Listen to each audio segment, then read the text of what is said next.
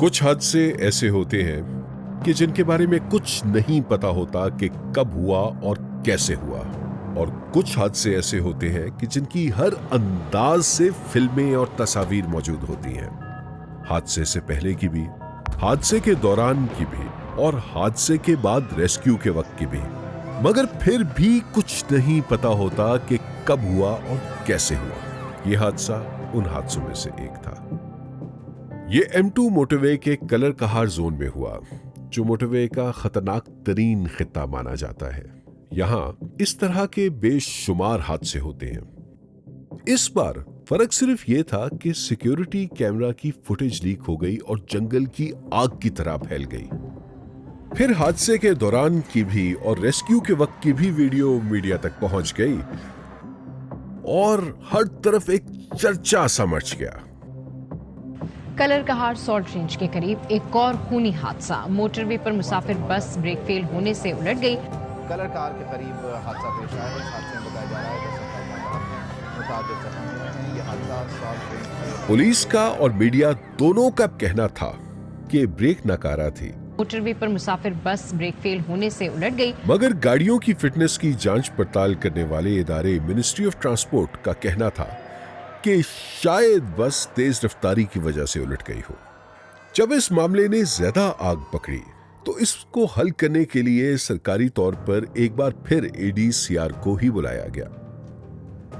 तहकीकियों ने असल हकीकत तक पहुंचने के लिए अपना काम शुरू कर दिया और सबसे पहले सड़क का जायजा लिया।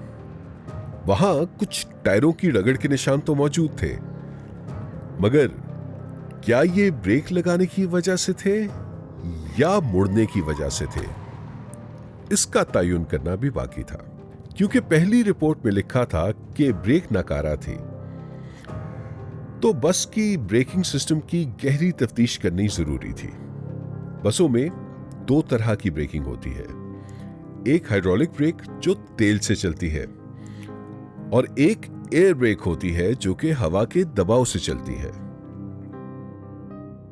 जब ब्रेक पेडल को दबा के चेक किया गया तो वो ठीक था और प्रेशर बना रहा था। जब बस के अंदर गए और ब्रेक सर्वो और कंप्रेसर को देखा तो वो दोनों भी ठीक निकले।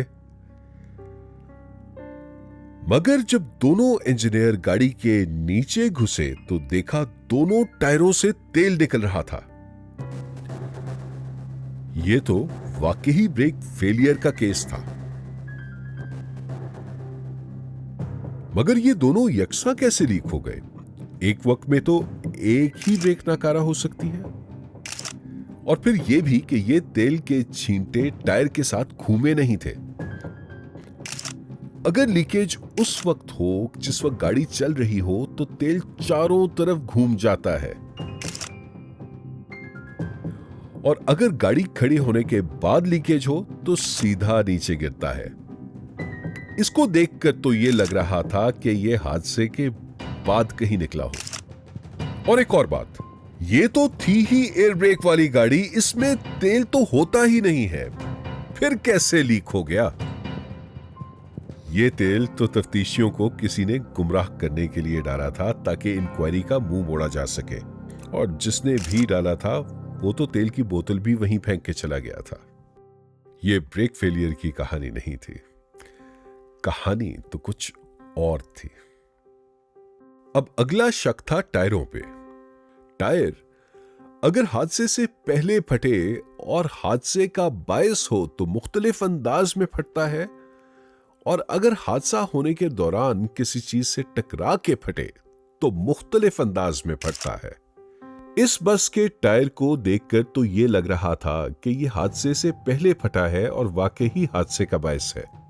तो क्या वाकईतन ये वजह थी?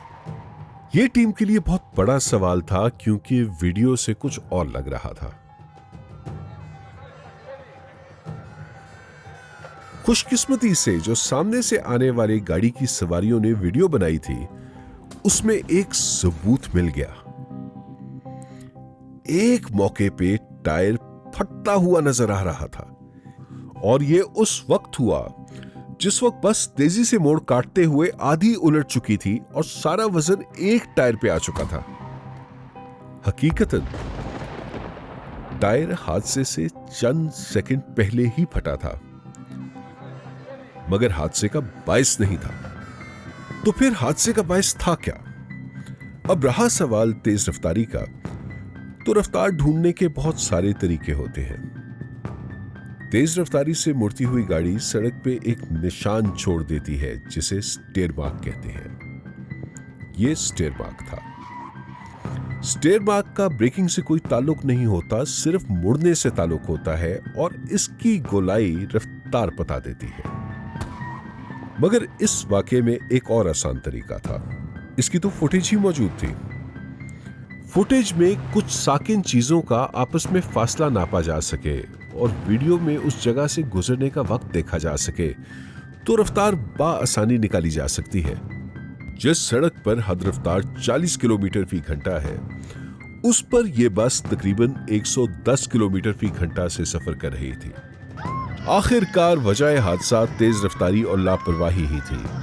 ना जाने कितनी हजारों जाने इन ड्राइवर हजरात की गफलत का हर साल शिकार होती हैं। बिल्कुल ऐसा ही हादसा इसी जगह चंद महीने कबल भी हुआ था, जब एक बस इसी अंदाज में उलट के सामने से आने वाली गाड़ी में टकरा गई थी और 14 जानें जाया हुई थी।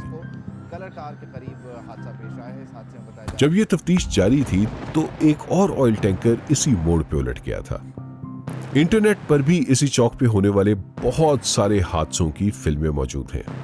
तो आखिर ये चौक ही क्यों? मोटरवे पुलिस इन हादसों की रोकथाम के लिए अनथक मेहनत करती रहती है और दिन रात काविश करती रहती है। सड़क पर ये लाशें उठाना एक तकलीफदेह नौकरी है, और ये वो नौकरी है जिसमें कभी कोई शुक्रिया तक नहीं अदा करता। मुकामी पुलिस ने तो इस चौक का नाम ही खूनी चौक रख दिया है। कलर कहार का सबसे पहला मसला तो इस मोटरवे का बुनियादी डिजाइन ही है। एक हाई इंपैक्ट रोड होती है और एक लो इंपैक्ट रोड होती है। जैसे कि ये पुरानी मरी रोड एक लो इंपैक्ट रोड है जो पहाड़ के साथ साथ घूमती है। इस पे कम ट्रैफिक कम रफ्तार में चल सकती है, मगर इसकी लागत थोड़ी कम होती है। दूसरी जानिब हाई इंपैक्ट रोड होती है जो कि पहाड़ों को काटती हुई सीधी गुजर जाती है।